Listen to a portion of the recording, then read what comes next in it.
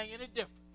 Start reading at Matthew 5, and we're going to pick it up at verse 17. 5 and 17. Go ahead and read. Think not that I am come to destroy the law or the prophets. Now, listen to what Jesus said. You know, everybody want to tell you Jesus came and nailed the law to the cross.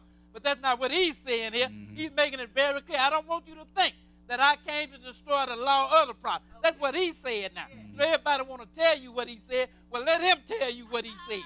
Now, he said that he didn't come to destroy the law, whereas the minister said that he did. Now, somebody's lying. You figure out who. Go ahead and read on. I am not come to destroy, but to fulfill. I think destroy mean to do away with, cancel out. I did not come to destroy. I came to fulfill it, and this does not mean that he came to fulfill it for you. This means that he came to fulfill it for himself, and everybody else must fulfill it for themselves. Go ahead and read on. For verily I say unto you, Go ahead. till heaven and earth pass, one jot or one tittle shall in no wise pass from the law, till all be fulfilled. Now he's making it very clear here that the law is good as long as there is a heaven and earth. This is what Jesus said. Until heaven and earth pass, ain't one jot or one tittle going to pass till all be fulfilled. Go ahead and read on. Whosoever therefore shall break one of these least commandments. And it is not for the Jews either. It is for everybody. Whosoever. Who is whosoever? That's everybody, isn't it? Yep. Whoever break one of the least of them, or even teach men to do so. Go ahead and read on. And shall teach men so, he shall be called the least in the kingdom of heaven. In other words, he won't even be in there unless you both do and teach these. That means you won't even be in there. Now, this is what Jesus is saying about the law here. Go ahead and read a little bit more. But whosoever shall do and teach them, the same shall be called great in the kingdom of heaven. Now, if you want to get in, then you have to do them as well as teach them. Go ahead and read on. For I say unto you, that except your righteousness shall excel the righteousness of the scribes and Pharisees, you shall in no case enter into the kingdom of heaven. Now, I just want to make it clear what law it is that he said that he did not come to destroy. Read that next verse. Ye have heard that it was said by them of old time, Go ahead. thou shalt not kill. Where did he say that? That was in the 10. That's right. Go ahead and read. And whosoever shall kill shall be in danger of the judgment. He said if you kill, you will be in danger of judgment. But read that next verse, though. But I say unto you, But this is what Jesus said, I say unto you. Go ahead and read. that whosoever is angry with his brother without a cause shall be in danger of the judgment. That don't sound done away to me. Does it sound done away to you? I used to have to kill you to be in danger of judgment. Now, if I'm just angry at you without a cause, I am in danger of judgment. I can't be angry at you without a cause nowadays. Otherwise, I'm in danger of judgment. I used to have to actually kill you. So that don't sound done away, does it? Nope. In fact, that made it a little bit harder to keep. You know, I can get away maybe with not killing you, but I might get angry at you without a cause real easy. Might look at you one day and just say, man, I don't like you. You understand? Now I'm in danger of judgment. Go ahead and finish that verse. We're going to move on.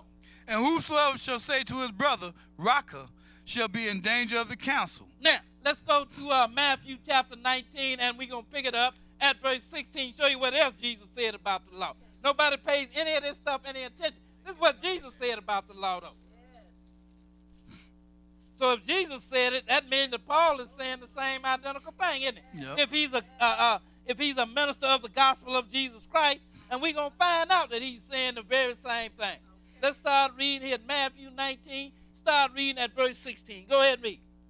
And behold, one came and said unto him, Good master, what good things shall I do that I may have eternal life? Now they asked Jesus, what good thing must I do that I might have eternal life? Go ahead and read. And he said unto him, Why callest thou me good? Go ahead. There is none good but one, and that is God. Go ahead. But if thou wilt enter into life, keep the commandments. And he said, if you want eternal life, then keep the commandments. That's what you have to do if you want eternal. This is what Jesus is saying now. You know, they didn't come and ask one of the disciples. They came and asked Jesus, and Jesus said, you want eternal life, keep the commandments. Go ahead and read. He said unto him, Which? Then he said, which commandments is it? Go ahead and read. Jesus said, Thou shalt do no murder. Go ahead. Thou shalt not commit adultery. Thou shalt not steal. Go ahead. Thou shalt not bear false witness. Honor thy father and thy mother. Thou shalt love thy neighbor as thyself. In other words, he just took him back to the 10, didn't he? That's right. So now you want eternal life, you want to get in the kingdom, what it is that you have to do? You got to keep the command. That's what Jesus said you have to do.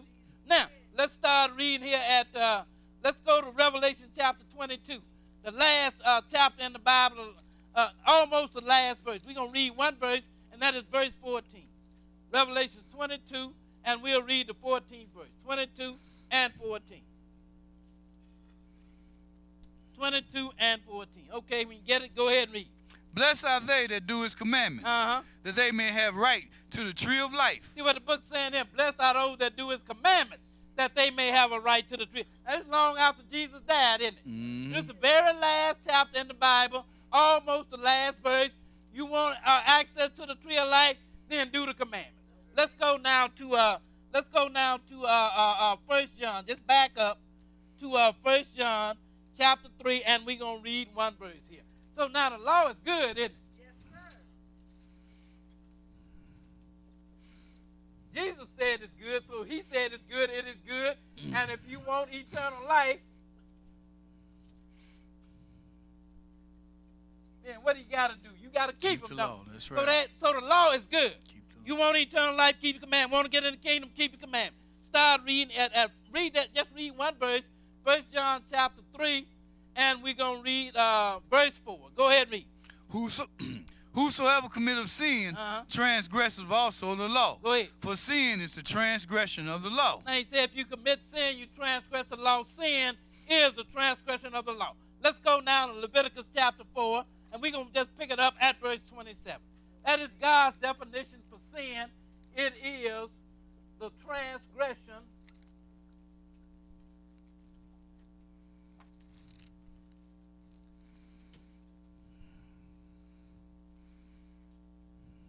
of the law. That's what sin is. That's what you read in the New Testament. Now notice what you read in the Old Testament. Let's start reading here at Leviticus chapter 4, and we're going to pick it up at verse 27. You know, I'm just doing this. We're going to get back to the writings of Paul in a minute. But I'm just doing this so you can understand why Paul said what he said. Because it is apparent nobody understands what he said. Okay. But we're gonna find out, first of all, because he said, you know, he believed everything that is written in the law and the prophets, didn't he? Mm-hmm. Well, here we are reading out of the law. Right. This is the law. This is one of the books that is considered one of the books of the law. Leviticus chapter 4. Leviticus chapter 4, we're going to pick it up at verse 27. Leviticus 4 and 27. Okay, when you get it, go ahead and read.